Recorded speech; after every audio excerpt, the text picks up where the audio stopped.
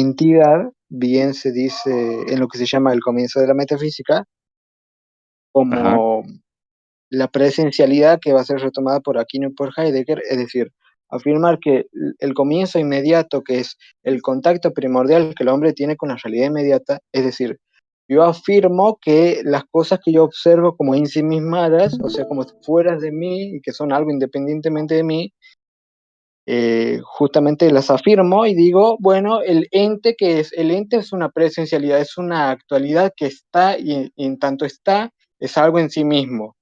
ajá, Eso sería el realismo. Eso en metafísica es el comienzo. sí, Después, el otro es lo que hace Suárez, que Suárez lo que hace en la primera disputación metafísica, es decir, no, en realidad el ente, ¿qué es el ente? Es la abstracción de lo que percibimos. Entonces, como el ente es la abstracción, vamos a decir, el ente es la esencia realizada. Por lo tanto, ¿qué voy a decir cuando yo digo ente? Posibilidad, pura posibilidad que el entendimiento puede vislumbrar. O sea, en Suárez hay una superposición de la potencia ante el acto. Esas serían como las dos nociones que atravesarían la historia de la metafísica. Una, el ujú, realismo, y el otra, digamos, el inmanentismo, que se cierra a un aspecto determinado. No sé si me explico. ok. Se entendió un poco, o sea, creo que tiendo más hacia un realismo, o sea, que el ente es en tanto existe en el espacio-tiempo, indiferente de la percepción del hombre, Ujú, pero que comienza a tener una sustentación empírica con la cual podemos llegar a mencionarlo dentro de nuestro marco lingüístico y tratar a este como ente en el momento en el que se percibe de manera empírica. ujú. Pero claramente existe independientemente de esa percepción. Bien. Antes de seguir un poco con eso, cuando vos hablas de las determinaciones lingüísticas, ¿vos lo entiendes al modo de Heidegger cuando él dice en Cartas sobre el humanismo, el lenguaje es el hospedaje del ser? O sea, que con el lenguaje, con la lingüística, hasta cierto punto vamos a poder determinar lo que es. Y después vos tienes a Gadamer con su hermenéutica, ya más, digamos, trascendental, kantiana. Él te va a decir, no, el lenguaje que es, el lenguaje es el ser, y como el lenguaje es el ser, de ahí nacen todas las nociones de la deconstrucción y toda esa boludez. Por eso te preguntaba. No, creo que me refiero más bien al hecho de que dentro de nuestro marco lingüístico, el que estamos utilizando en este momento para dialogar dentro de las ciencias, se debería de comenzar a tener en consideración una entidad en el momento en el que Espera, es captada de Carlos, manera Diana, empírica, Carlos. debido a que es el modo de sustentación que tenemos para decir que algo es el caso, de manera Ah, empírica, bueno, entonces, por más que está bien. pueda haber sido incluso sin dicha experiencia. Bien, bien. Entonces sería bueno, una forma de la variación heideggeriana. Porque claro, cuando decimos que cuando expresamos algo lingüísticamente, ¿qué es? Es para referirnos a una realidad. Es, sobre eso, si vos quieres, podemos empezar a discutir sobre cómo empezar a hacer metafísica y así empezar a discutir las tesis, por ejemplo, aristotélicas o tomistas de la metafísica, que supongo que como analítico no la aceptarás, que sería la solución al problema del devenir, a la causalidad, etc. ¿Está bien? Podemos partir de esta base. Bueno, a ver, asentado que tenemos una realidad inmediata, esa realidad ¿Mm? inmediata se nos muestra como, como dinámica, ¿sí? O sea, el clásico problema del dinamismo, del devenir, del dinamis, de la potencia, vamos a decir. Sí. Entonces, lo que pasa aquí es que justamente vamos a afirmar que hay cosas como los entes son ensimismados en cierto sentido, son externos e independientes del sujeto, son algo en sí, por así decirlo, Ah, justamente estaría el hecho de que lo que deviene lo hace cambiando, pero a la vez permaneciendo. Entonces, aquí también entra otro problema metafísico que se llama el problema de lo uno y lo múltiple. O hay uno o hay múltiple, ¿en qué sentido? Bueno, entonces vamos a decir, por ejemplo, el árbol, un árbol cualquiera, el árbol que pasa deviene, ¿por qué? Porque el árbol crece, se desarrolla, adquiere ciertas capacidades, da manzanas, lo que fuere. Ah, bueno, pero ajá. el árbol a la vez es uno, es un árbol, pero si yo lo digo como un conjunto, como un múltiple, es mucho, por ejemplo, en un bosque. Entonces, en qué sentido vamos a decir lo uno y lo múltiple? Y de ahí sale el principio de no contradicción. No sé si ahí estás de acuerdo. Lo estás viendo muy grande. No hay árbol. Claro, o sea, justamente sería eso. si vos subsumes toda la pura multiplicidad, solamente diríamos, no hay árboles, hay un conjunto total de árboles. No, no, O me el refiero a que bosque. podés reducirlo, yo lo reduzco en más. No hay árboles, hay madera, celulosa. No hay celulosa, hay átomos. No hay átomos, hay partículas fundamentales y no vimos nada más pequeño hasta ahora. Ah, bien, entonces sería una forma de la multiplicidad de multiplicidades de Alan Badiou. No conozco a Amadeo, pero quizás sí, ¿no? O sea, tiendo a afirmar que las cosas como tal, fuera de nuestro lenguaje, que lo utilizamos de manera pragmática y como una reducción de muchas cuestiones, porque no vamos a hablar claramente de átomos en nuestro día a día, vamos a hablar con el lenguaje objeto. Ujú, Eh, Realmente son conjuntos compuestos por particulares que son necesarios y los comprobamos por medio de evidencia empírica. Es decir, ujú, la unidad más pequeña de materia que conocemos es aquella cosa que compone el resto de cosas que mencionamos dentro de nuestro marco lingüístico. ujú. Entonces sí, justamente sería una forma de multiplicidad de otras multiplicidades, que es básicamente como una tesis atomista más moderna. Si quieres ahí pues, nos podemos detener y discutimos un poco sobre esa noción. ¿Está bien?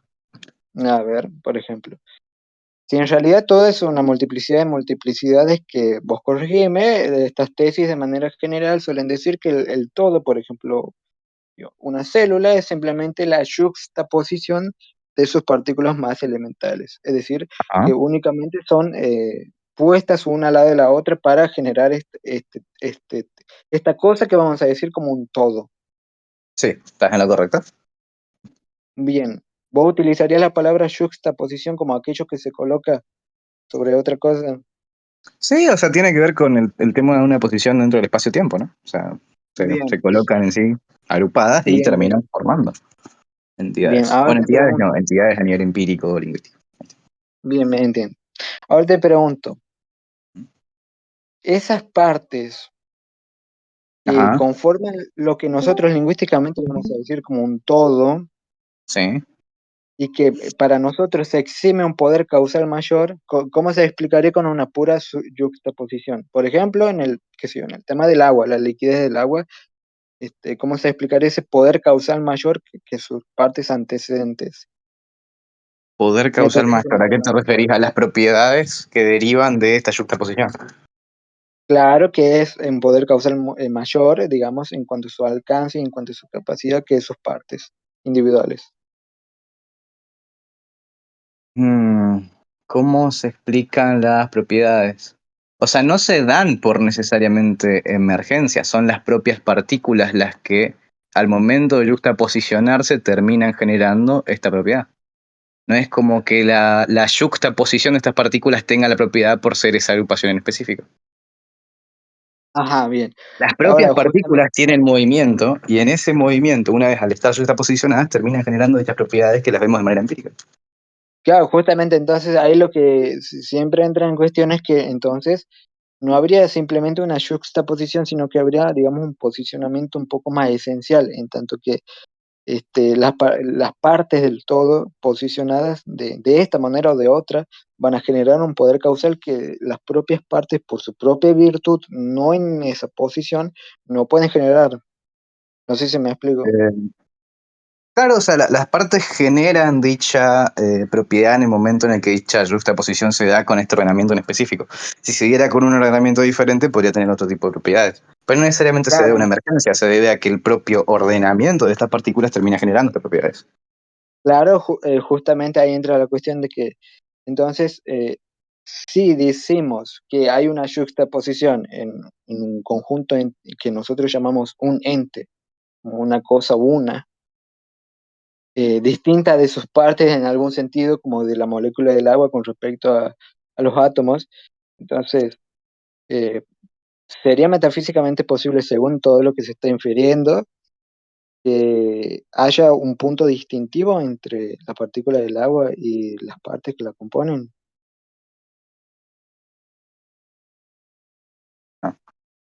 Oli, ¿podrías repetir el punto? Ah, bueno, No, sí, no, decía. pues, no. Llegado a este punto, metafísicamente hablando, Cuando tenemos que, por ejemplo, la partícula del agua exhibe por la posición de sus partes un poder causal mayor y, digamos, la conformación de nuevos poderes causales que las partes no tienen por sí mismas, es decir, fuera del posicionamiento que tienen, no pueden generar esos poderes causales, diríamos que el resultado es distintivamente eh, real que sus partes o no. ¿Es real de sus partes? No, porque sin las partes no estaría Definitivamente resultado. es real. O sea que son Eh, realmente distintos. la totalidad es distinta de las partes, no realmente. Si no estuvieran las partes, Ajá. dicha propiedad no hubiera surgido. ¿Son No, necesarias las no, partes claro, o para sea, que dicha propiedad cuando, se dé? cuando se dice que algo, cuando se dice que algo es realmente distinto, se lo dicen en relación al principio de identidades indiscernibles. O sea, Yo cuando creo yo que a digo que la... nivel, a Ajá. nivel epistémico no podríamos, o sea, no podríamos decir que no. Claramente se distingue el agua de sus partículas. No, no, Ahora, ontológicamente. ontológicamente yo creo que no. Bien, si vos crees que no, ¿de dónde nacería esta, digamos, el hecho de que las partículas del agua posicionadas de esta u otra manera den estos resultados o aquellos, solamente en el contexto de esa posición causal, por así decirlo, y que fuera de ese posicionamiento o de ese patrón ontológico, si se quiere, no la eximan, entonces, ¿por qué hay, digamos, esa forma de cerradura causal, que únicamente se puede exhibir este poder causal en este contexto y en este no? ¿Por qué en este contexto y en este otro no? Esa es una buena pregunta. Ah, Creo que lo que termina explicando esto tiene que ver con las Ujú, propiedades químicas de cómo se agrupan estas moléculas. No, ujú. no, o sea, no sé mucho de química en este sentido, No, no, o pero sea, yo creo que ahí la cuestión está en determinar si, digamos, vos tienes la entidad del hidrógeno y del oxígeno, entonces, vos eh, dices, en la molécula del agua hay hay un cierto posicionamiento, digamos, causal de estas partículas que hacen que en este ah, contexto, causalmente cerrado, por así decirlo, se mm. produzca una entidad que nosotros vamos a decir como algo nuevo, algo distinto de sus partes. Lo que yo te pregunto es, eh, O si sea, la molécula... Ajá, ujú. Lo decime. que tengo entendido es que la forma en la que se enlazan estas moléculas da Ujú. la capacidad de que se deslicen unas sobre otras, lo cual le da la capacidad de fluir, ¿no? O sea, como esta viscosidad característica de los líquidos. Pero Claro, no sabría explicarte. entonces ahí la cuestión sería esa, o sea, si vos tienes un tipo de huella causal en un contexto para producir un poder causal mayor, y si estas partes fuera de este contexto y por sí mismas no pueden producir esto, ¿no te parecería que habría un tipo de distinción real entre el resultado que nosotros llamamos agua y las partes por sí mismas y en solitario? No me parecería que habría una distinción a nivel ontológico realmente. A nivel empírico sí, claramente podés distinguir el agua de las partículas, porque las partículas no se comportan como el agua. El agua se comporta como agua en el momento en el que está, bueno, siendo constituida, ¿no? Sí, Ujú. no, no, el agua. Pe-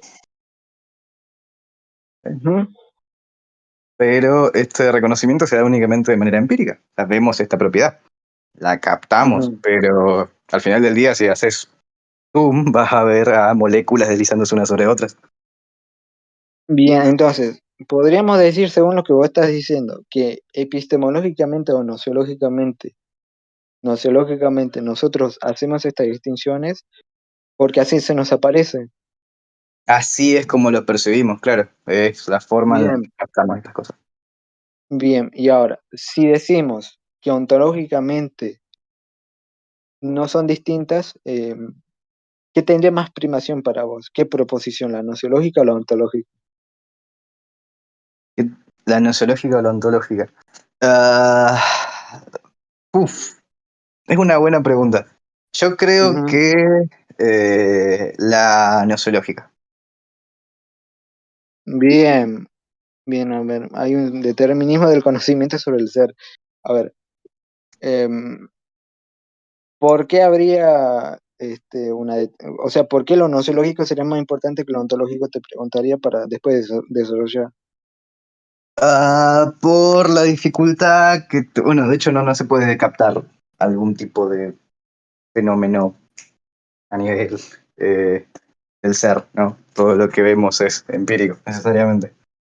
Ujú, Pero sí que es cierto que hablamos de ciertas entidades que aunque no hayamos visto, nos cierran mucho con nuestro marco teórico que tenemos establecido y nos sirven de manera explicativa para dar indicios de ciertas cuestiones que no resolvemos en nuestra realidad con únicamente evidencia empírica.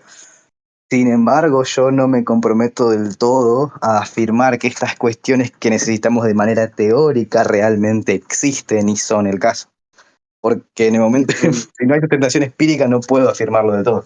Siempre va a estar en ese marco de incertidumbre. ujú. Entonces, para vos sería primero que hay una especie de empirismo, entendiendo empirismo como que el conocimiento, la fuente del conocimiento y el conocimiento derivan de la empiria. ¿Estarías de Ajá. acuerdo? Bien, Sí, sí, sí. El único modo en el que el bien, humano puede experimentar la realidad es a través de la empiria. Ahora, esto no significa que la realidad en sí misma sea necesariamente únicamente la empiria, porque esto ya estaba antes de que nosotros estemos, ¿no? claro. Sí, sí, sí. Somos parte de la realidad misma, no podemos vernos como Bueno, ajenos a ella. bueno, justamente ahí sería un poco el tema de la limitación del hombre en cuanto a la accesibilidad de la realidad. Em, pero a ver, vamos a seguir un poco con esto. Entonces, para nosotros, en nuestro contexto humano, para vos, en ese sentido, tiene más importancia lo nociológico que lo ontológico, porque es cómo vos conoces el mundo, cómo te relacionas con él. Claro, sí. Es el Bien, único modo en el que entonces, puedes relacionarte con el mundo, sí. bien, bien. Entonces, a ver. Entonces vamos a decir que la ontología o la metafísica está limitada o determinada en cierto aspecto por la nociología, en cuanto que mis marcos teóricos filosóficos no pueden romper la base nociológica, que es mi limitante con Ah, respecto a la realidad. claro, yo lo llevo incluso un poco más allá. Eh, Ajá, a ver. básicamente, bueno, hablando un poco como a nivel de meta filosofía, no sabría cómo decírtelo, ¿no? Estas Ujú, teorías que planteamos siempre se presentan dentro de nuestro marco lingüístico, ¿no? O sea, forman parte ujú, del marco lingüístico que utilizamos, son parte de nuestro lenguaje, ¿no? Tengo ujú. la tendencia a afirmar que el marco lingüístico que desarrolla el hombre es derivado de abstracciones que se captan de manera empírica. O sea, el lenguaje se construye por medio de la experiencia. Claro. Entonces, si por necesidad nuestro lenguaje está construido por medio de abstracciones derivadas de la experiencia, no creo que podamos derivar algo ajeno a esta si todo lo que constituye nuestro lenguaje va a estar construido en base a cosas que formen parte del mundo. Ujú. Bien, ahí te hago una pregunta, ya para, claro, porque yo no puedo avanzar con el tema de la distinción ontológica entre el átomo, entre las partes de la molécula del agua, si tiene esta cuestión empirista. Ahora lo que yo te preguntaría, ¿vos estás de acuerdo, al menos que aceptando que hay una cosa externa a vos, que lo conoces, que lo que conoces de esa cosa, que además de que es externa y empírica como vos, conoces, por ejemplo, que existe y que es algo? Hay una cosa externa a mí que conozco y que existe y es algo. Claro, eso Eh, es la aprehensión. sí, estoy de acuerdo. Hay cosas Bien, que son externas a mí que conozco, existen y son algo. Sí. bien, por ejemplo, yo te digo un árbol, vamos a decir, la esencia del árbol es tal y tal y tal. Y vos conoces por otro lado que otra cosa, además de la esencia del árbol, es que el árbol existe. Y Claro, eso pues, quitando, o sea, quizás yo le quitaría el tema de la excelencia, pero sí, pues, eso distinguiría el árbol de mí y diría que incluso si yo no estuviera, el árbol estaría ahí. Sí. claro, no, bueno, entonces vamos a definir esencia no de un modo muy técnico, sino como lo decía Aristóteles, no recuerdo mal, él decía, la esencia es el enunciado que expresa lo que la cosa es. Entonces, cuando yo digo algo tiene esencia es porque expresa algo que es en sí misma, en su propia realidad, por así decirlo. Sí, el hecho de decir que es un árbol y que no son partículas agrupadas ya le está dando una cierta identidad lingüística. Pero Bien, sí. dale, dale. Entonces, ahí el tema estaría en que justamente la cosa que en tanto que es lo que es, el árbol, digamos, su esencia, su arbolidad, como se quiera, ¿Mm? ¿Vos los reducirías a un conocimiento empírico o a una abstracción intelectual? Como un primer La cosa, conocimiento. como primero nos llega de manera empírica, después se media en base a una abstracción de lenguaje. Bien, entonces vos dirías, ¿la esencia del árbol a vos en cuanto a conocimiento se te presenta como empírico o como abstracto? Empírico, pero luego desarrollamos un marco abstracto en el cual podemos hablar del árbol, decir Bien. cosas del árbol, tratar al árbol, ¿sí? Por fuera de la experiencia, Ujú. claramente. Claro, entonces, ajá, bien, entonces, porque esto tiene mucho que ver con los problemas de los universales y por eso te hacía estas preguntas. Cuando vos Ok. dices que el conocimiento del árbol es empírico, ¿estarías aceptando que el conocimiento del árbol entonces se reduciría a cada árbol empírico o habría ciertos rasgos que trascienden cada árbol particular que vos puedas observar? Acá estamos en el de los universales. Por Ah, eso. es una buena pregunta. Yo diría que yo los trataría como particulares. Cada árbol es una entidad aparte. Las Bien, distinciones que hacemos al generalizar cada árbol, sí que diría que vendrían a ser universalistas, pero son abstractas. Las usamos a, bien. a medida de economía del lenguaje. Los bosques realmente son un conjunto de árboles. Ujú. No, no, Y los está bien. árboles realmente son un conjunto de partículas. Claro, no, no, está bien, porque justamente lo que hace Locke es distinguir bien lo que es el realismo de los universales del nominalismo. El nominalismo te dice, hay generalidades. ¿Qué es lo general? Bueno, es meramente la suma de las partes de los particulares, y lo universal te viene a decir cuando yo digo, por ejemplo, hombre, no es solamente la suma de las partes de los hombres particulares, sino que hay algo fundamental que conecta, hay una, digamos, esencia. Entonces eso distingue al nominalista del realista. Ah, Entonces, claro. Yo me considero más tirando un poquito al nominalismo en ese sentido. O sea, hablo de no, no, sí, generalidades, no tanto no, universales. no, sí, porque el empirismo es nominalista, porque como reduce toda la empiria, únicamente conoces casos particulares como tal, y puedes generalizarlos, pero son particulares. Bueno, entonces ahora te pregunto, volviendo a lo anterior, no tanto a lo de las moléculas, vamos a ir a lo de las partículas. ¿Sí? Entonces, Mm, yo te digo, hay unas determinadas clases de partículas que constituyen a lo que vamos a llamar árboles particulares. ¿Sí? sí, Vamos a decirlo partículas X. Entonces, sí. vos dirías que entre las partículas X no hay nada fundamental que las relacione, sino que únicamente son generales, tienen características en común y nada más. ¿O cómo? Tienen identidad espacio-temporal, si querés. Bien, te pregunto, la identidad espacio-temporal es a ver, ¿cómo lo pondría? ¿Es una cualidad, es un atributo? Pasa que quiero hablar de manera sencilla para que no utilizar tantos Una tecnicismos. cualidad, atributo. Claro, es cualidad, No es una cualidad o atributo, es una condición de ser algo. O sea, para mí, bien, para ser algo como tal, tendrías que estar dentro del espacio-tiempo, o sea, dentro de nuestro marco bien, espacio-temporal. bien, bien. Ahora, utilizando la definición de Aristóteles de cualidad como lo que diferencia una cosa de otra es una cualidad, por ejemplo, cuando yo te digo, ¿por qué el calor es cualidad? Ah, bueno, porque el calor te da ciertas capacidades que te distinguen de otra cosa. En ese sentido, no sé si estarás de acuerdo con esa definición. De cualidad, sí, estoy de acuerdo. Bien, también. Entonces, vamos a decir, todos los átomos fundamentalmente tienen en común la condición de posibilidad de ser espacios temporales y esa sería de algún modo, su cualidad fundamental. ¿Estaría de O acuerdo? sea, en el momento en el que es un átomo, es espacio-temporal. Esa es la cuestión. Claro, claro, por eso, Exactamente. en tanto que En un tanto átomo que es está dentro del espacio-tiempo, sí. simultáneamente espacio temporal. Claro. Bien, entonces. Yo te digo, entre el átomo A y el átomo B solo hay semejanzas de particulares, pero no habría ninguna conexión más fundamental de los átomos. Semejanza de particulares, pero no era, o sea, como algo más, o sea, como una generalidad entre ellos. Claro, o sea, vos acordate que justamente lo que te dice la generalidad es que únicamente es una suma de particulares por una semejanza. Por ejemplo, el nominalista te va a decir, bueno, yo hago una generalidad entre el color rojo, pero el color rojo no va más allá de los particulares, simplemente hay esa semejanza, nada más. Eso es lo que te pregunto. Mm, ok.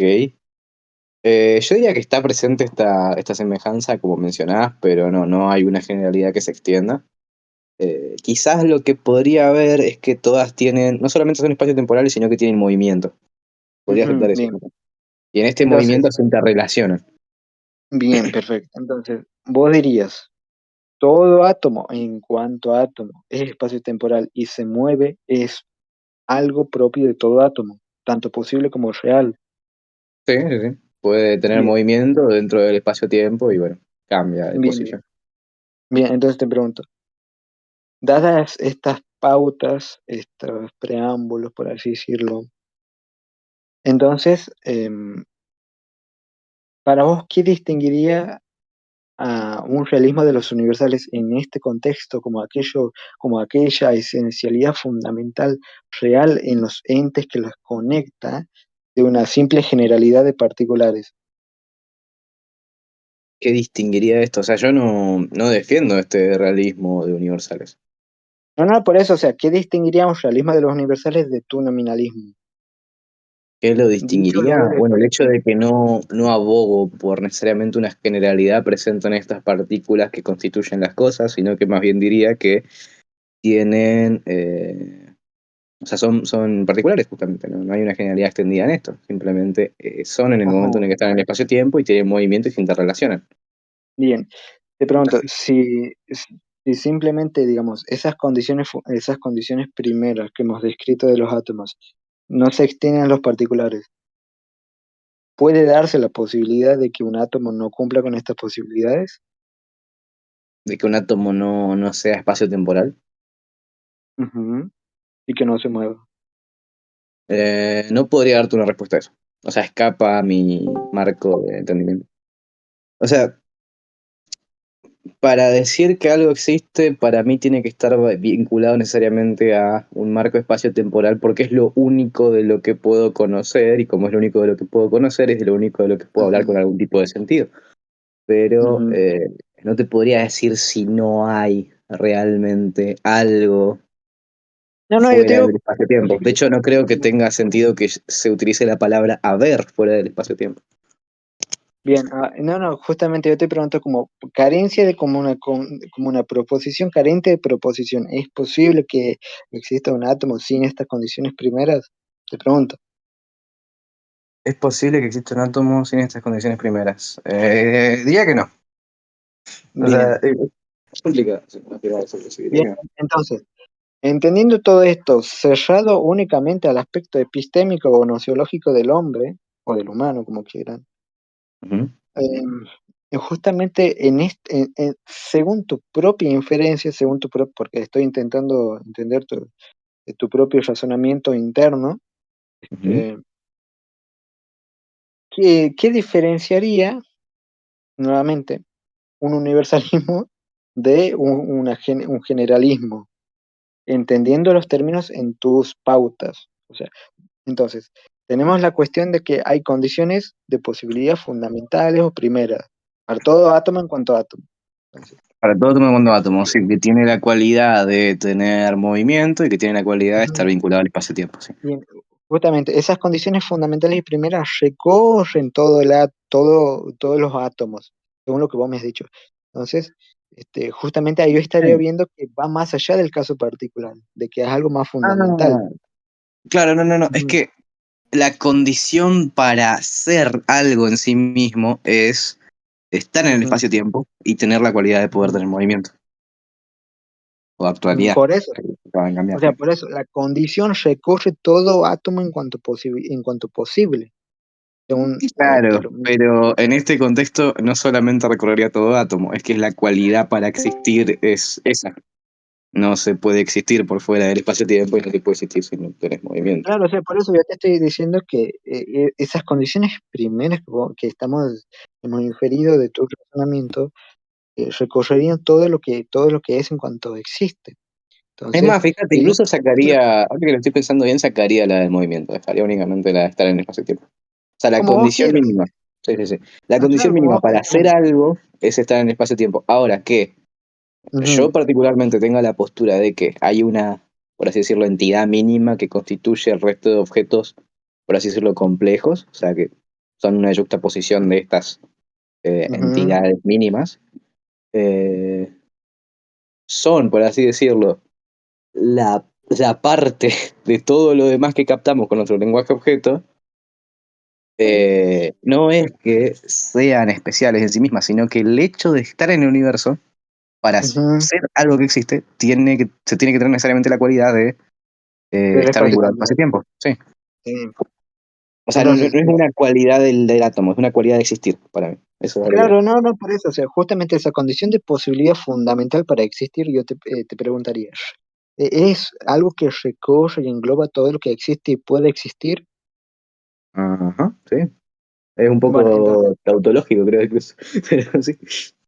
claro, o sea, es tautológico en el sentido de que todo axioma es tautológico en ese sentido porque es tan fundamental que repite lo que él mismo dice. Sí, sí, sí. Eso pasa en toda ontología. Em, entonces, tenemos la condición espaciotemporal como primera pues, para toda la existencia, en tu marco. Sí. Entonces, podríamos estar de acuerdo de que lo que, no hablando de los casos totales, de las totalidades, de los todos, sino de los átomos fundamentales. Ujú. Eh, Creo que así lo llamas, podríamos llamarlo en tu marco, ¿o no? Átomos fundamentales, como lo más, Sí, átomos como, fundamentales. Podrías verlo como un atomismo refinado. está bien, un átomo refinado entonces. Sí. Lo que te estaría preguntando entonces sería, todo átomo, en tanto que es fundamental y para que lo demás exista, tiene que cumplir sí o sí espacio-temporalidad. Entonces, Sí. partiendo de eso, la espacio-temporalidad recorre todo modo de ser del átomo.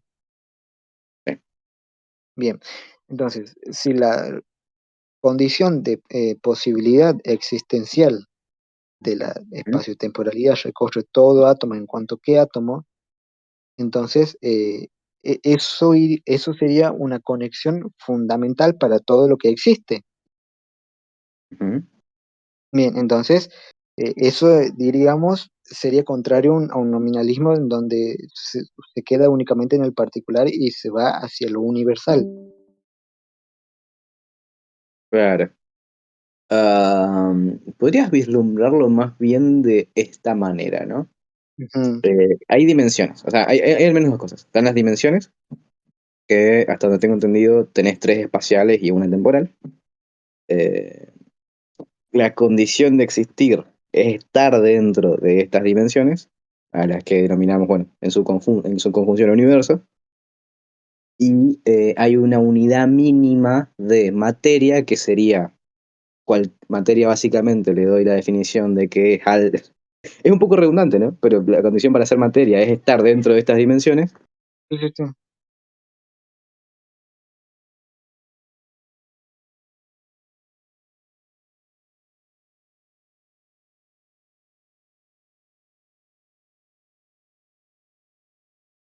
Uh,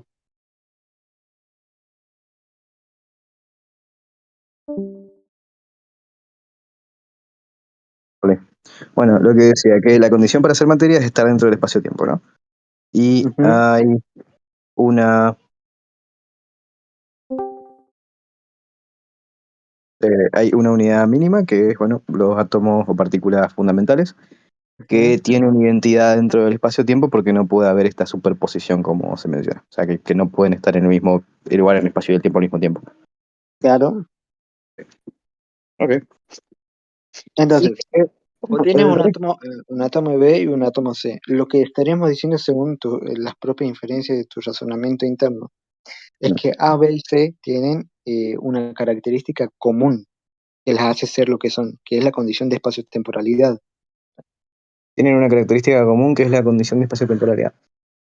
Claro, o Ujú. sea, le podrías ver como una característica del átomo, pero es más bien la condición de existir. Entonces es como, Bien, entonces te pregunto, la condición de espacio-temporalidad, dado que está tanto en A como en B como en C, sí. es, o sea, no se remite al caso particular de ABC, sino que está en todo átomo en cuanto que átomo. Ujú. Bien, O entonces, sea, una pregunta para intentar captar si estamos manejando lo mismo. O sea, por ejemplo, si ujú, una pelota está dentro de un balde, ¿tú dirías que es una propiedad de la pelota estar dentro de un balde o que es una condición de la pelota que está ahí y ya está? es una condición. Ah, ok. Entonces no es algo propio de la pelota, sino que simplemente es donde está. Bien, Ok. entonces Entonces, la claro, espacio-temporalidad sería una especie de lugar para vos, si no es que no te entendió mal. sí, la condición de existir es estar ahí, pero realmente no es una propiedad de la cosa que está existiendo, sino que más bien lo que existe está dentro del espacio-tiempo. Y ya. Bien. Entonces, si la espacio-temporalidad de algún modo no está en el átomo, ¿de qué manera se relaciona? Porque entiendo el ejemplo que has puesto, pero sería más a modo de que, por ejemplo, imagínate una olla, y en esa Ajá. olla hay tres pelotas de goma, y esa olla Ah, está caliente, y esa pelota de goma se están derritiendo.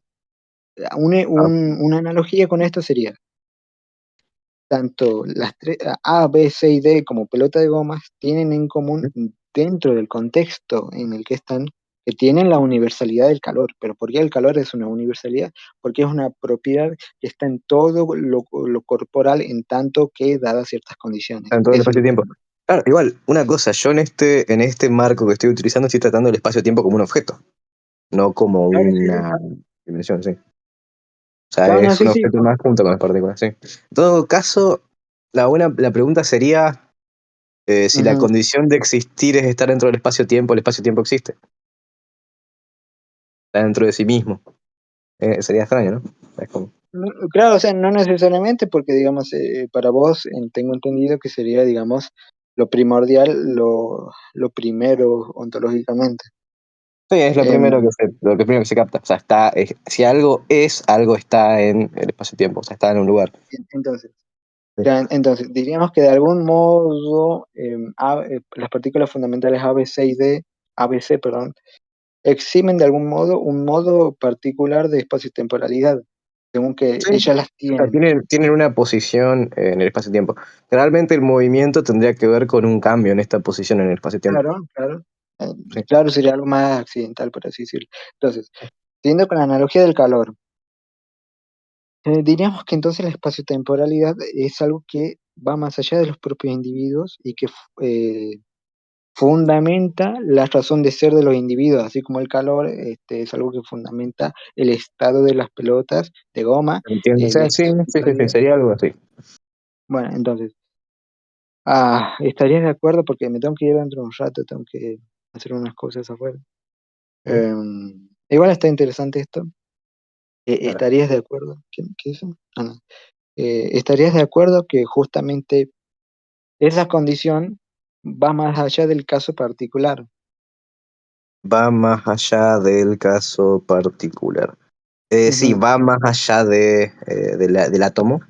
Es la condición de estar en, o sea, es el espacio-tiempo el que lo provoca. O sea, es la condición de Bien, existir es esa. bien, entonces, ¿estarías de acuerdo que hay un tipo de realismo en los universales? Realismo de los universales. Ujú. Ah, o sea, que hay una característica universal en todas estas cuestiones, ¿no? En todos estos átomos. Claro que en este caso de algún modo estaría representada por la condición de espacio-temporalidad.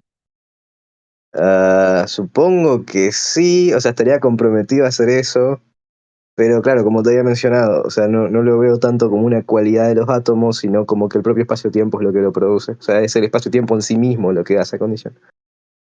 Claro, o sea, o sea, en ese sentido lo que vos me estás diciendo es que también se puede entender, por ejemplo, cuando Aristóteles trata el tema del tropos, Ujú. no del topos, perdón, del topos, del lugar que es distinto al espacio como entendemos ahora. El topos es justamente la condición de que el cuerpo esté extenso en acto en alguna parte del mundo. Pero de algún modo también se lo puede entender como una forma de cualidad, en tanto que yo estoy aquí y no estoy allá. Y eso es lo que me diferencia realmente de otro objeto. ¿Así lo podrías entender vos o cómo? Sí, lo podría entender así. Bueno, entonces diría que basándonos en estos conceptos, de algún modo para vos, según lo que tengo entendido, habría, digamos, al menos una característica universal, que en este caso sería la condición de espacio-temporalidad. Sí, digamos que sí. Digamos que sí. Dale, dale, dale. Bueno, no, quería entender más que todo tu forma de pensar, está piola, está piola. No sé si vas a estar, o alguno de aquí va a estar dentro de 2 horas más o menos, así que cuando vuelva, Sí, seguramente. dale, dale, dale. Un abrazo. Bueno, una cosa, cuídate. Mierda, que estaba oxidado, ¿eh? Todos nos lo vivimos aquí, sí.